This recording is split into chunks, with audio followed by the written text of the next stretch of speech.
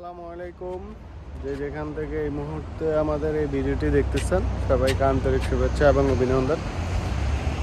আজকে আসছি ফুকাইতে আমাদের কিছু রুমের জিনিসপত্র কেনার জন্য।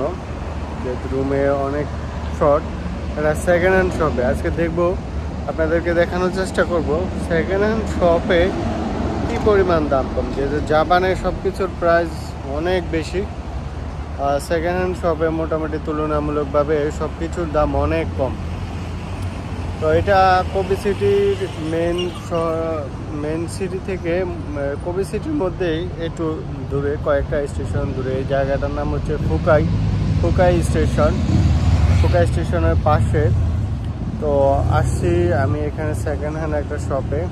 তো আপনাদেরকে পুরো শপটাই ঘুরে ঘুরে দেখাবো কীরকম। তো প্রথমে আপনাদেরকে দেখাই আমাদের চারপাশের ভিউটা কীরকম। তো যে রাস্তাটা দেখতে পাচ্ছেন এটা হচ্ছে সামনে একটা আইল্যান্ড আছে, এই রাস্তাটা ওই আইল্যান্ডের দিকে যায়। এটা সামনেটা হচ্ছে ফ্যাক্টরি সাইড। আর আমি এখন দাঁড়িয়ে আছি একটা ফুটওভার ব্রিজের উপর।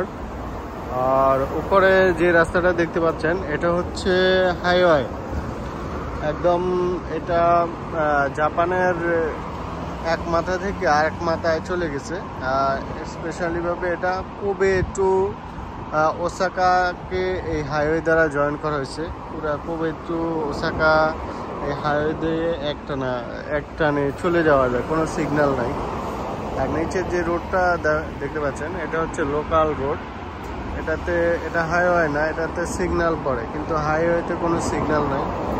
এক পাশে দিয়ে উঠবেন আর এক পাশে দিয়ে নামবেন, এই হচ্ছে মূল বিষয়। আর এখানে যে স্টেশনটা দেখতে পাচ্ছেন এটাই হচ্ছে মূলত ফুকাই স্টেশন। এখান থেকে অল্প একটু দূরে হচ্ছে এই হাইওয়ে এবং মেইন রোড। এবং আমরা যে ফুটওভার ব্রিজ আছি এটা হচ্ছে এখানে।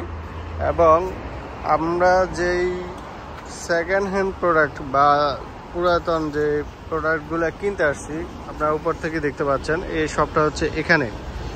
এবং আপনারা দেখতে পাচ্ছেন কি পরিমাণ পুরাতন মাল এখানে পড়ে আছে। এভাবে দিন রাত 24 ঘন্টা এখানে এগুলো পড়ে থাকে। ভিতরে দোকানের এই যে উপরের তালাগুলো দেখছেন ওটা হচ্ছে তাদের গোডাউন। কি পরিমাণ মাল তাদের এখানে আছে দেখতে পাচ্ছেন। হ্যাঁ, প্রচুর পরিমাণ জিনিসপত্র এখানে আছে সেকেন্ড হ্যান্ড। তারা ভিতরে জায়গা হয় না যে সবগুলো রাস্তার মাঝখানে রাস্তার দিকে এনে পর্যন্ত রাখছে। চলুন আমরা ভিতরে গিয়ে আমরা যে যে জিনিসপত্রগুলো কিনবো এগুলো একটু দেখে আসি। তো চলুন আমরা ভিতরে যাই। তো এটাই হচ্ছে সেই second hand shop. Fridge, oven, তারপরে এটা হচ্ছে washing machine, wardrobe, chair, table, কি নাই এখানে সব এলোমেলোভাবে পড়ে আছে। যার যেটা দরকার সে সেটা খুঁজে তাদের কাছে নিয়ে গেলে ওরা একটা রেট বলে। মানে কি বলা যায়, এটা বলে বাংলাদেশের মতো আন্দাজ একটা রেট বলে। এবার তোমার পছন্দ হলে তুমি নাও, আর নাইলে নিও না। এই হইলো এখানকার বিষয়। চেয়ার, টেবিল, প্যাকেজ, এক এক জিনিস থেকে এক এক জিনিস প্রচুর সব কিছু আছে এখানে, এমন কিছু নাই যেটা পাওয়া যায় না। এবং একটা জিনিস বলে রাখি, এগুলো তারা কোনো কিনতে হয় না কোথায় থেকে, ঠিক আছে? যে মানুষ বাসা বাড়ি চেঞ্জ করে এগুলো ফালাই দিয়ে জায়গা, এবং তারাই এগুলো কি করে নিয়ে এসে এগুলো বিক্রি করে। এগুলো একদম ফ্রি, কোনো খরচ নাই। আইনা শুধুই তাদের রুম ভাড়া, গোডাউন ভাড়া ছাড়া আর কোনো এক্সট্রা কোনো খরচ নাই।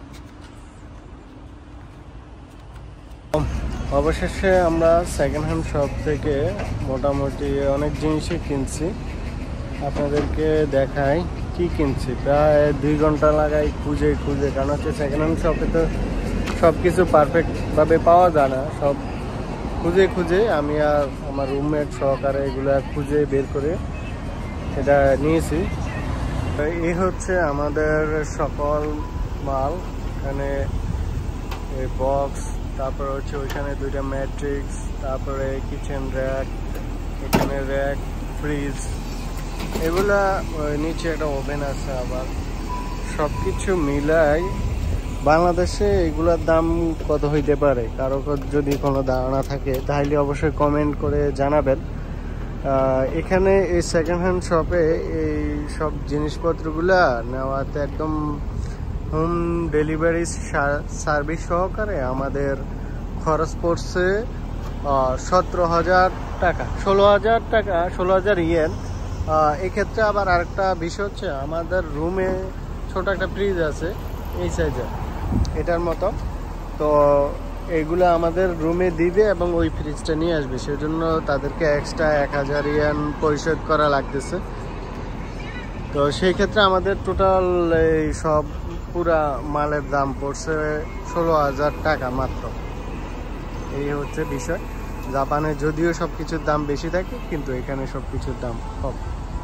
আমরা সব কিছু বাংলাদেশের মতো মুলাই যেটা 10,000 কইছে সেটারে 5,000 কইছি, যেটা 5,000 কইছে সেটারে 2,000 কইছি, এমনি মুলাই সব কিছু কিনছে। এখানে ফ্রিজের দাম বলছে 10,000, আমরা লিখছি 5,000 টাকা দিই। ম্যাট্রিক্সের দাম বলছে 3,000, প্রতি ম্যাট্রিক্সে দুইটা ব্যাট লিখছি 1,000 টাকা দিই, 1,000 ইয়েন দিই। এইভাবে মুলাই 16,000 টাকার জিনিসপত্র নিচ্ছে এখানে। এখন আমাদের মাল টাল কিনে শেষ, আমরা এখন গাড়িতে বসে আছি। কি আজ করে তারা মডিফাই করি না গাড়ি পুরো। কি আজ কি না গাড়ি, এটা দিয়ে আমরা পৌঁছাই দিব বাড়িতে। তারপর গাড়ির অবস্থা কি, যেমন তারপর সব সেকেন্ড হ্যান্ড, গাড়িটাও সেকেন্ড হ্যান্ড।